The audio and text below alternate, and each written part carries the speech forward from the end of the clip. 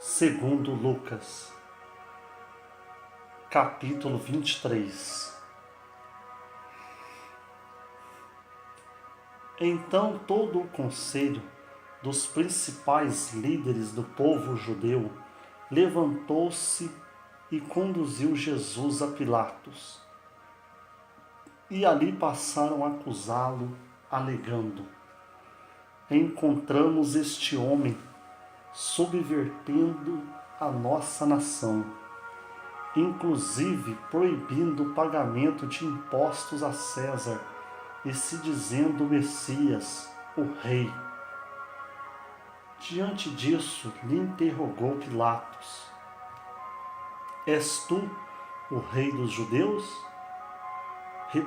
Replicou-lhe Jesus: de fato é como dizes.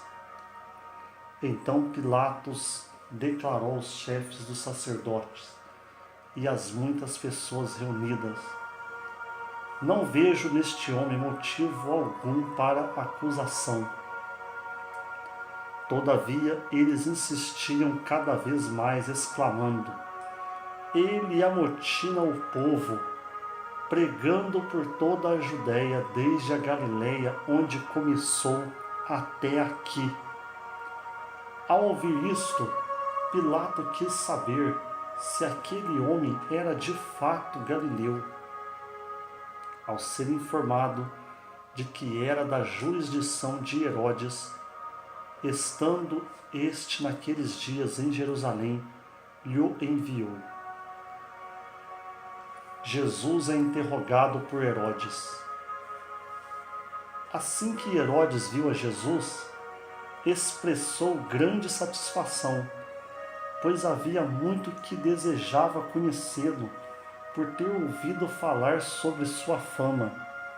Tinha também a expectativa de vê-lo fazer algum sinal, e de muitas maneiras o questionava.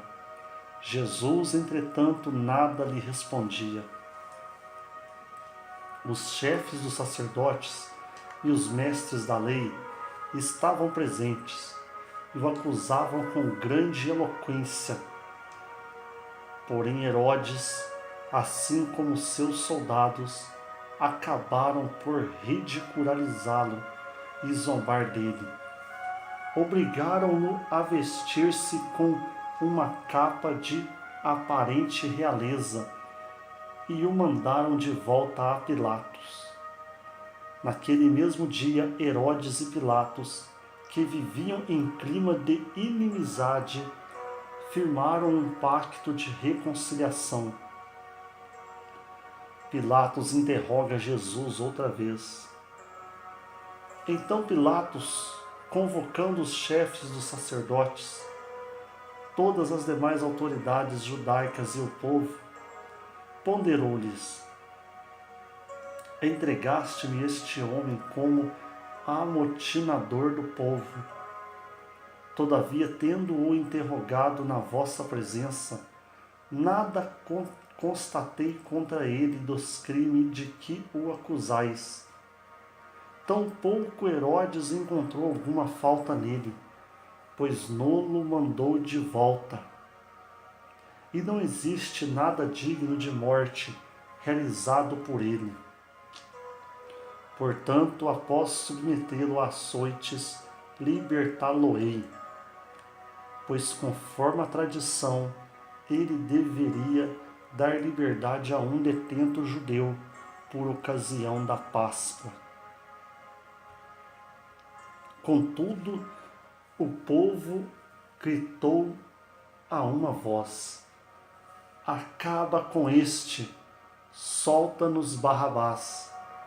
Ora, Barrabás havia sido condenado e estava na prisão por causa de uma rebelião na cidade e por ter cometido um assassinato.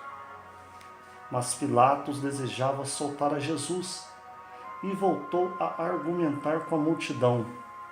Eles, entretanto, gritavam ainda mais: crucifica-o! Crucifica-o! Então, pela terceira vez, declarou ao povo: que mal fez este homem? De fato motivo algum encontrei contra ele para condená-lo à morte. Sendo assim, depois de açoitá-lo, soltá-lo-ei. Mas a multidão reivindicava insistentemente aos brados que ele fosse crucificado, e o clamor do povo prevaleceu. E assim Pilatos resolveu dar-lhes o que desejavam. Libertou o homem que havia sido lançado na prisão por causa da rebelião que causara e do homicídio que cometera, mas por quem clamava o povo. E entregou Jesus à vontade deles. Jesus a caminho do Gólgota.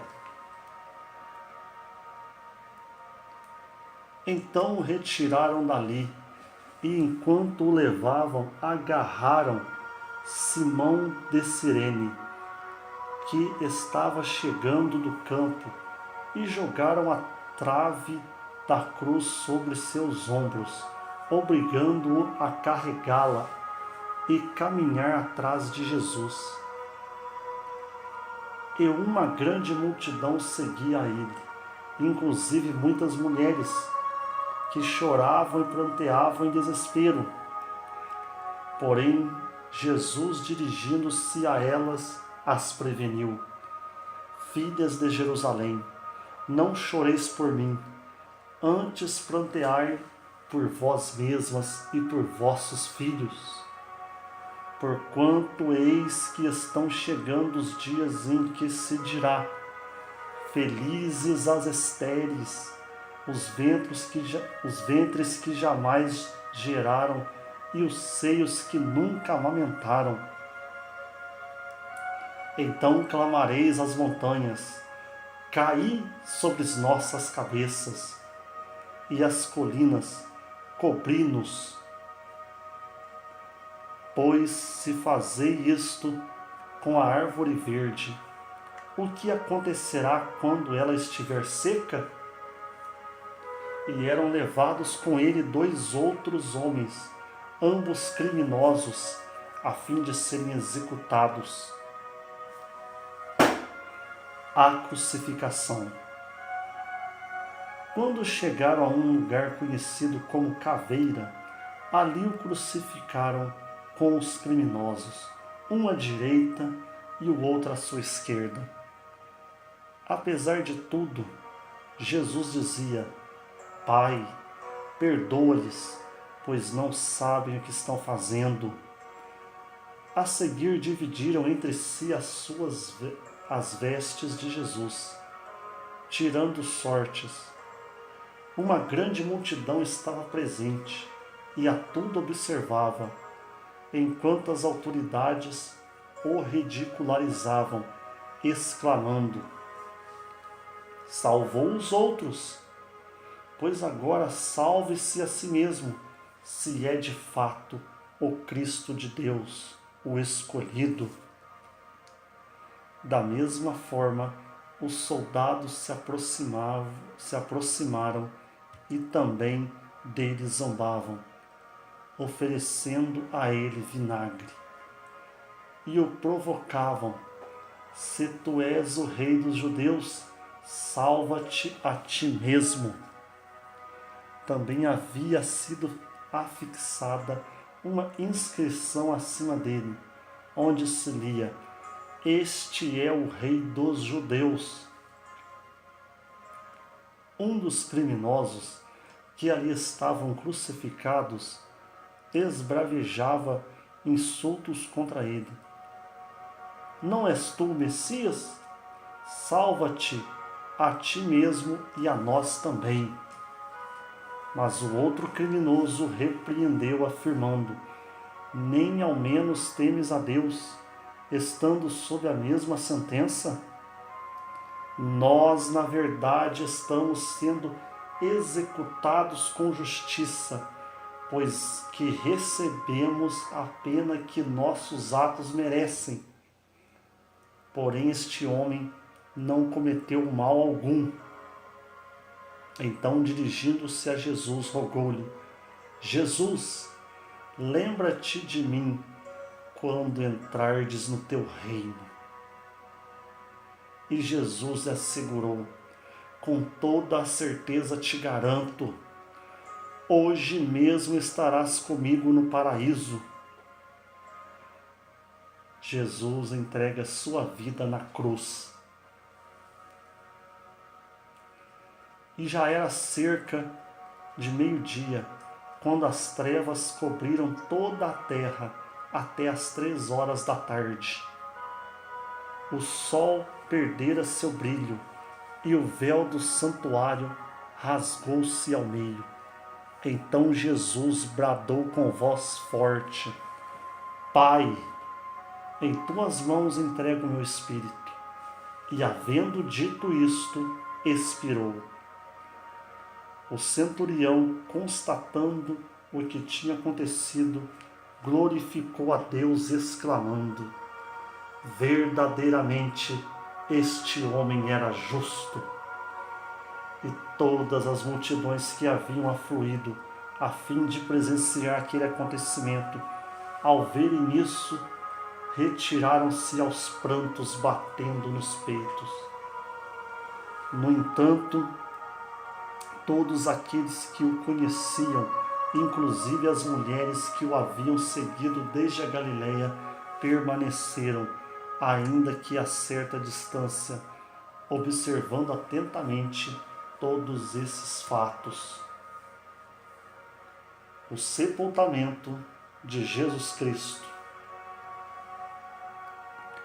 E eis que havia certo homem chamado José, natural de Arimateia, uma cidade da Judéia, e membro do Sinédrio, que era bom e justo. Ele não havia concordado com o veredito, tampouco com o proceder dos outros, e aguardava o reino de Deus. Foi à presença de Pilatos e pediu-lhe o corpo de Jesus.